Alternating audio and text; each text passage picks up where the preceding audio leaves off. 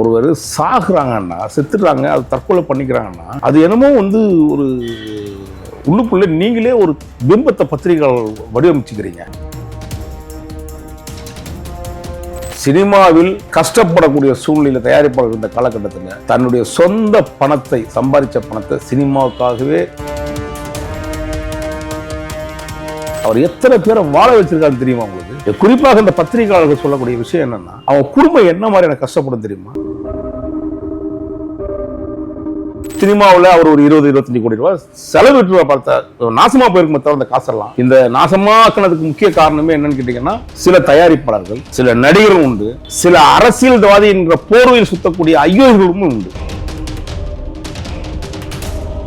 ஒரு செய்தி இறப்பு, இறந்துட்டாங்க, மக்கள்கிட்ட கொண்டு போங்க, அதுல என்ன தெரியுமா, இதுல என்ன தெரியுமா, அது என்ன இருக்கும் தெரியுமா, நீங்களே அக்கண்ணா உக்கண்ணா எல்லாத்தையும் போட்டு கேள்விக்குறி போட்டு போட்டு போட்டு போட்டு ஒரு குடும்பத்தை நாசமாக்குறதுக்காக கூட இல்லை.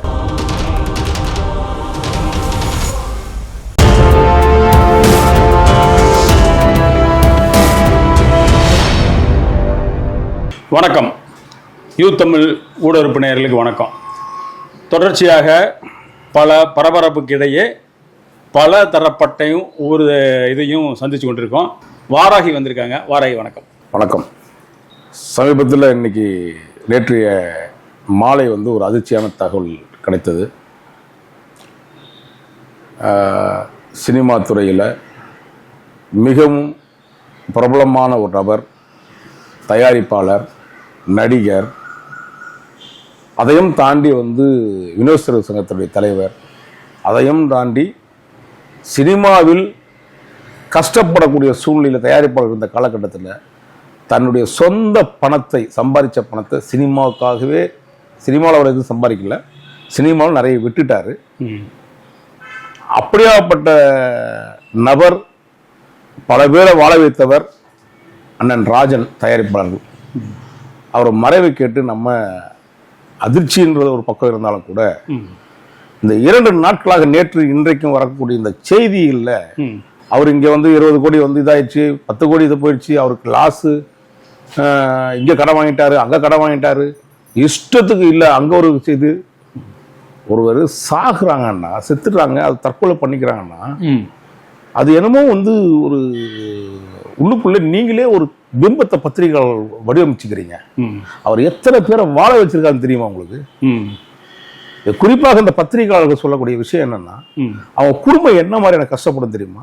நான் ஒரு சமயத்தில் ஒரு திரைப்படம் எடுத்து என்னுடைய நண்பர் ரித்தீஷ் அவர்களுக்கு ஒரு சில மிகப்பெரிய ஒரு தொகை தேவைப்பட்டுச்சு. நான் உடனடியாக அண்ணன் அண்ணன் நீங்க கொஞ்சம் அவர்கிட்ட கேளுங்கண்ணே, நீங்க கேட்டீங்கன்னா எனக்கு உடனே யூஸ்ஃபுல்லா இருக்குன்னு சொல்றாரு. ரித்தீஷே மிகப்பெரிய கோடீஸ்வரர் ஒரு காலத்துல. அவருக்கு தேவைகளுக்காக ராஜன் அவருக்கு உதவி பண்ணி திருப்பி கூட சில பணங்களை இன்னொரு பேலன்ஸ் இருக்கு அந்த நபருக்கு. அந்த மாதிரி நான் பார்த்த பல பேருக்கு அவர் உதவி பண்ணியிருக்காரு. அவர் ரொம்ப பார்ப்பது கடுமையா இருப்பார் தவிர அவர் பண்புள்ளவர். எனக்கு தெரிஞ்சு சினிமாவில் அவர் ஒரு 20-25 கோடி ரூபாய் செலவிட்டு பார்த்தா நாசமா போயிருக்கும் தவிர அந்த காசெல்லாம் இந்த நாசமாக்குனதுக்கு முக்கிய காரணமே என்னன்னு கேட்டீங்கன்னா, சில தயாரிப்பாளர்கள், சில நடிகர்களும் உண்டு, சில அரசியல்வாதி என்ற போர்வையில் சுத்தக்கூடிய ஐயோர்களும் உண்டு. அது யாருன்னு நான் விரைவில் சொல்றேன். இதற்கு முன்பாக பார்த்தீங்கன்னா, நம்ம மியூசிக் டைரக்டர் விஜய் ஆண்டனி அவர்கள், அவருடைய மகள் ஒரு தற்கொலை பண்ணிக்கிட்டாங்க. உங்களுக்கு தெரியும். அந்த குடும்பத்தில் என்னன்னே ஒரு துக்கத்தில் இருக்கவங்கிட்ட போயிட்டு நீங்க என்ன பாக்குறீங்கன்னா, உங்க செய்தி முக்கியம், உங்களுடைய நீங்க செய்யக்கூடிய தொழிலுக்கு எவ்வளவு அதர்மமான வேலையை செய்றீங்கன்றது உங்களை தயவு புரிஞ்சுங்க. அந்த பெண்ணை எந்த மாதிரியான விஷயங்களை கொச்சல்படுத்துனீங்க?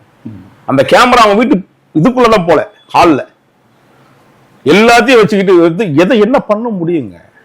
ஒரு செய்தி இறப்பு, இறந்துட்டாங்க, மக்கள்கிட்ட கொண்டு போங்க, அதுல என்ன தெரியுமா, இதுல என்ன தெரியுமா, அது என்ன இருக்கும் தெரியுமா, நீங்களே அக்கண்ணா உக்கண்ணா எல்லாத்தையும் போட்டு கேள்விக்குறி போட்டு போட்டு போட்டு போட்டு ஒரு குடும்பத்தை நாசமாக்குறதுக்காக கூட இல்லை.